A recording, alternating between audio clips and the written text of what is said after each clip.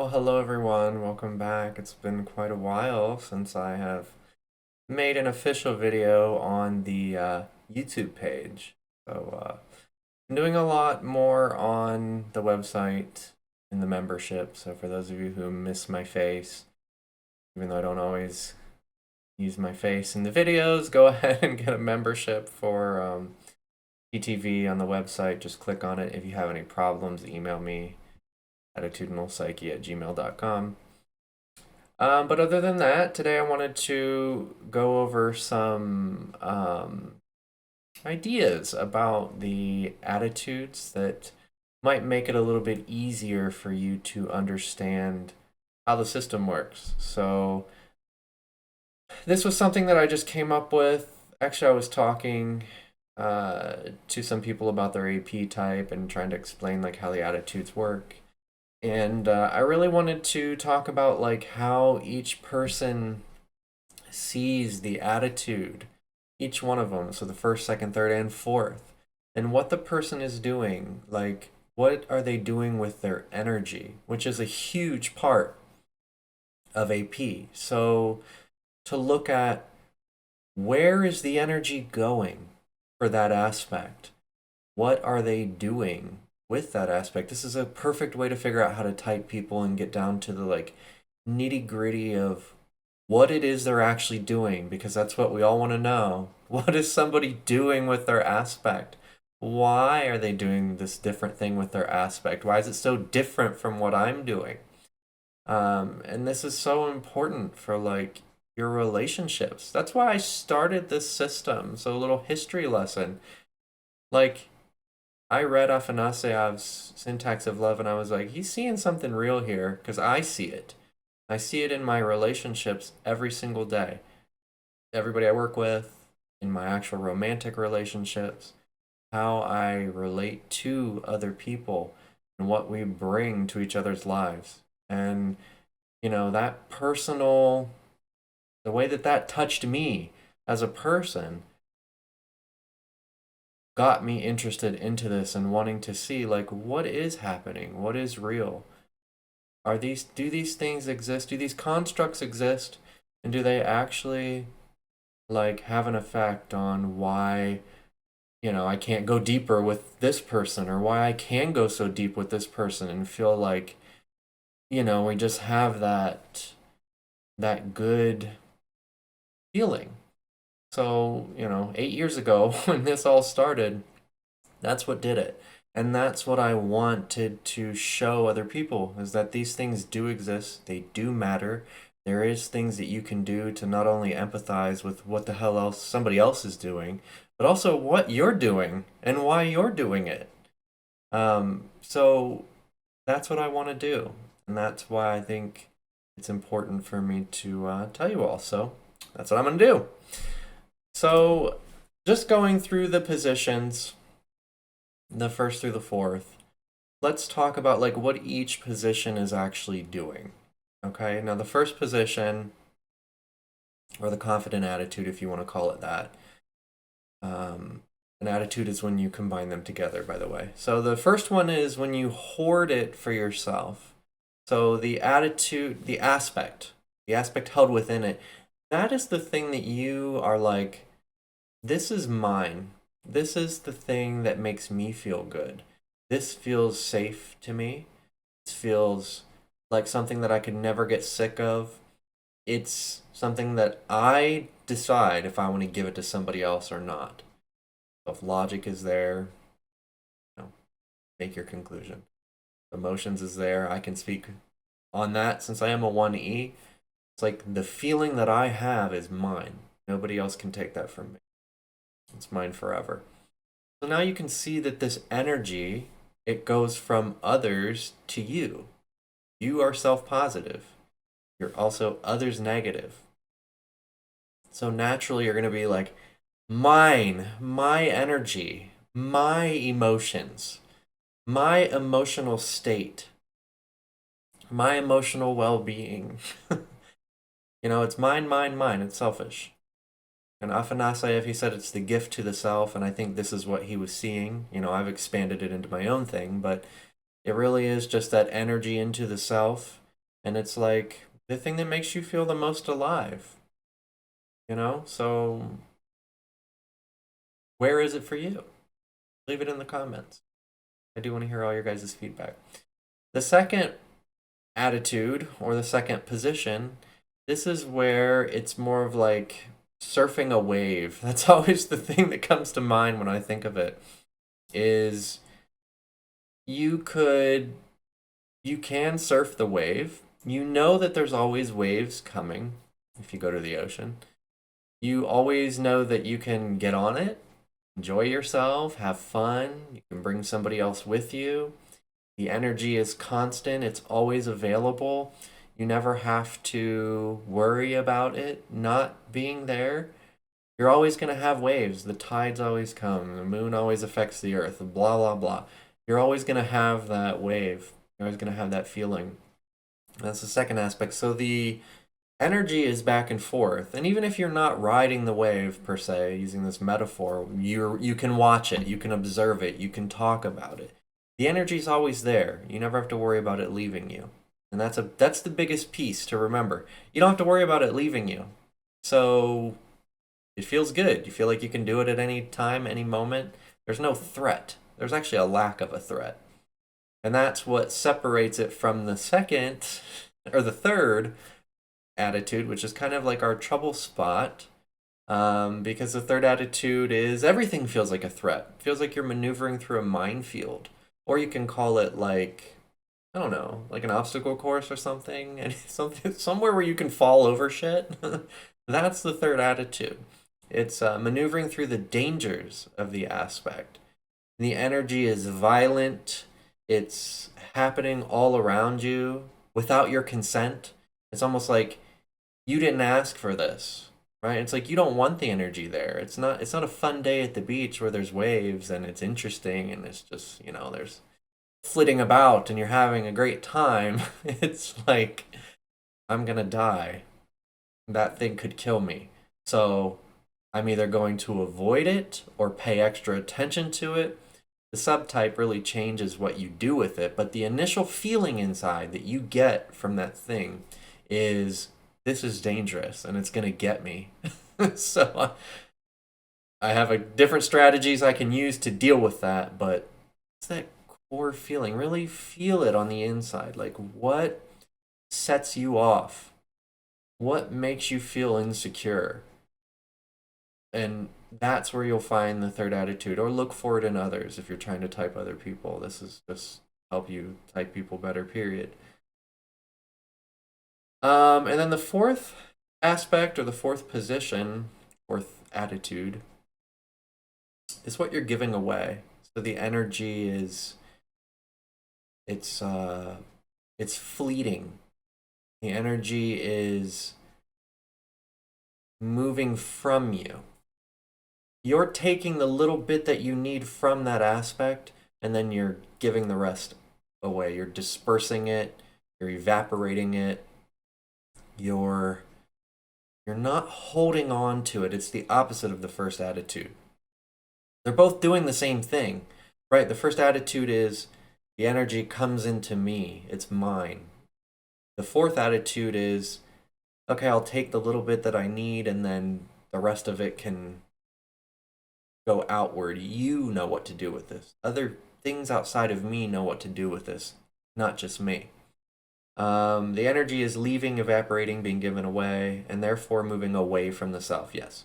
So then I made like little quotes for each. You can see these on the website. I did add them. Little quotes for each. The first attitude is I take what I want from the world in relation to the aspect. So yes, it's taking.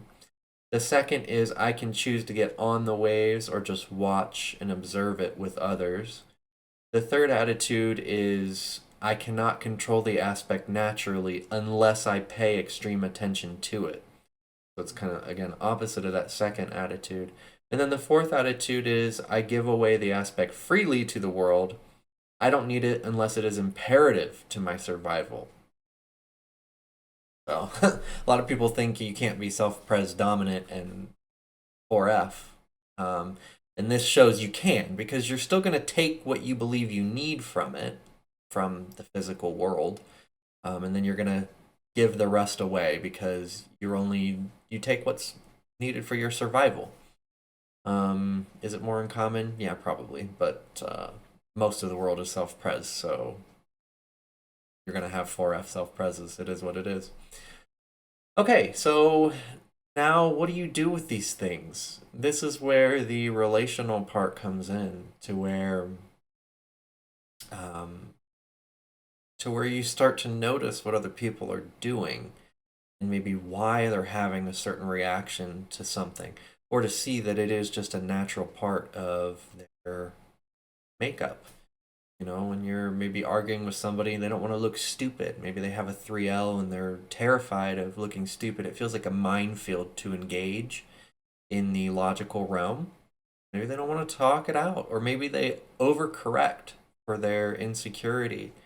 And it can create these like little stupid arguments in relationships and little stupid things that like like kill the atmosphere, kill the vibe, kill the connection you have with other people, or um, even just relationships like work relationships if you're concerned about that. It's going to make things more difficult for you if you don't understand kind of like people's initial reactions to things, which is exactly what this system is describing. So the more you can understand that people just have these things that are inherent, they're just part of your native way that you react to the world, it makes it so much easier to jump over each other's landmines and to not take things so seriously when they're not, and to not let a relationship break down. Like just imagine, one thing leads to another, leads to another, leads to another, and suddenly your stupid argument about something that maybe triggered your third attitude or their third attitude or whatever, or your first attitude, suddenly leads to you're breaking up with this person and you don't ever want to see them again because, I don't know, you criticize the way that they, I don't know, a lot of stuff is F stuff in relationships, but it can be logic as well. You criticize the way that they do their taxes, or the way that they organize some stupid thing that doesn't even matter in the grand scheme of things, but you tripped up over their third attitude, and now, you aren't with them anymore. So these things, this happens all the time.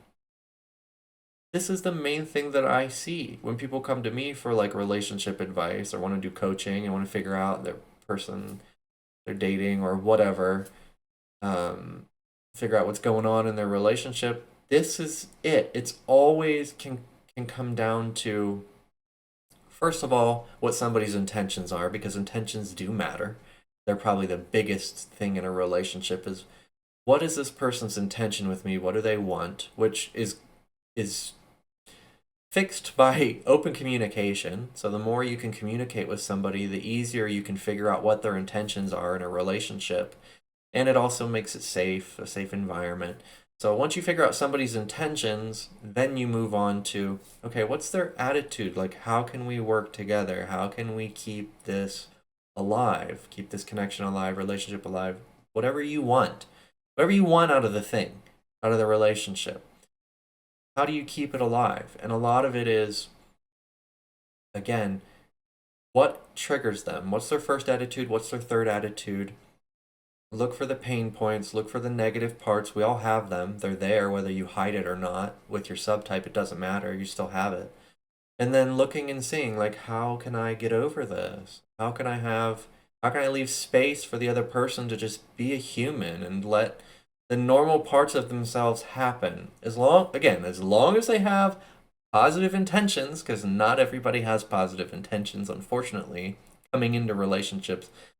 Once you can get past that, which I'm sure like 80% of relationships can, then that's your time to really